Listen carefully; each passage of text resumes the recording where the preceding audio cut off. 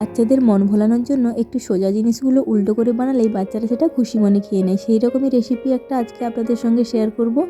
এর জন্য আটা, ময়দা, নুন, তেল দিয়ে একটা ডো বানিয়ে নিয়েছি। কিছুক্ষণ রেখে ভালো করে বেলনা দিয়ে বেলে নিতে হবে। এরপর বাটি বসিয়ে এইভাবে 4টা লেচি কেটে নিতে হবে সুন্দরভাবে।